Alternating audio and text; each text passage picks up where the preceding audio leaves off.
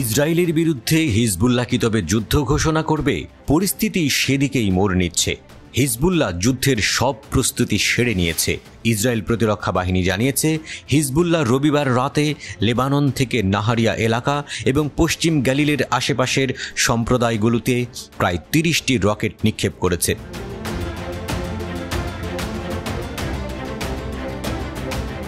অনেক রকেট খোলা জায়গায় আঘাত হানে, যার ফলে মোসাব এভডনের কাছে আগুন লেগে যায়। একটি আয়রন ডোম ইন্টারসেপ্টর এভডনের একটি বাড়ির ছাদে আঘাত করে। ইন্টারসেপ্টরটি ক্ষতির কারণ হয়েছে। ইসরায়েলের ওয়াইনেট রিপোর্ট করেছে, ইসরায়েলি মিডিয়া জানিয়েছে হিজবুল্লাহর হামলা হলেও কোনো সাইরেন সক্রিয় হয়নি।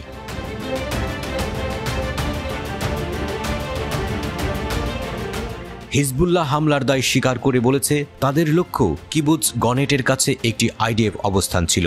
দক্ষিণ লেবাননের মারুভে ইসরায়েলি হামলার প্রতিশোধ নিতেই এই হামলা করা হয়। ইসরায়েলি মিডিয়া জানিয়েছে, আইডিএফ হিজবুল্লাহর রকেট উৎক্ষেপণের উৎসে হামলা চালিয়েছে।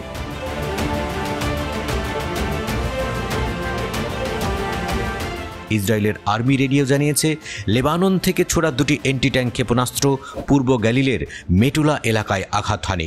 এতে কোনো হতাহতের খবর পাওয়া যায়নি। রবিবার রাতে দক্ষিণ লেবাননের কেফারকেলায় ইসরায়েলি হামলায় 3 জন আহত হয়েছে, জানিয়েছে লেবাননের স্বাস্থ্য মন্ত্রণালয়। এর প্রতিশোধ নিয়েছে হিজবুল্লাহ।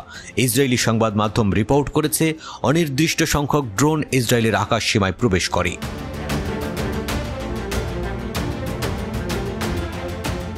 ইসরায়েল মনুষ্যবিহীন আকাশযানগুলোকে আটকাতে বেশ কয়েকটি ইন্টারসেপ্টর চালু করে। একটি ড্রোনকে আটকাতে সক্ষম হয় ইসরায়েলের আকাশ প্রতিরক্ষা ব্যবস্থা। হিজবুল্লাহ এই হামলারও দায় স্বীকার করেছে। ইসরায়েলি মিডিয়া দাবি করেছে, এই হামলার ফলে কোনো ক্ষয়ক্ষতি হয়নি। ইসরায়েলের একটি ইন্টারসেপ্টর মাউন্ট হারমোন অঞ্চলে অবস্থিত হাইড্রোথেরাপি সেন্টারে আঘাত হানে। একটি বিল্ডিং ক্ষতিগ্রস্ত হয়।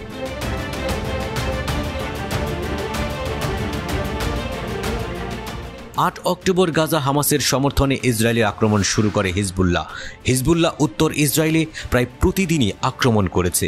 এতে 22 জন নিহত হয়েছে এবং ব্যাপক ক্ষতি হয়েছে। চলমান সহিংসতার কারণে হাজার হাজার ইসরায়েলি নাগরিক অভ্যন্তরীণভাবে বাস্তুচ্যুত হয়েছে।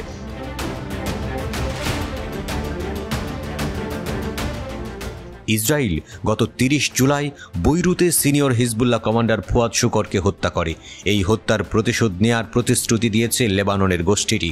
হিজবুল্লাহকে অর্থ ও অস্ত্র যোগান দেয়া ইরানও তেহরানে হামাস নেতা ইসমাইল হানিয়াকে হত্যার জন্য ইসরায়েলকে আক্রমণ করার প্রতিশ্রুতি দিয়েছে। ইসরায়েলের আর্মি রেডিও জানিয়েছে, হিজবুল্লাহ আক্রমণের প্রচেষ্টা আরও ভালোভাবে শনাক্ত করতে আইডিএফ লেবাননের উপর তার ইউএভির সংখ্যা দ্বিগুণ করেছে।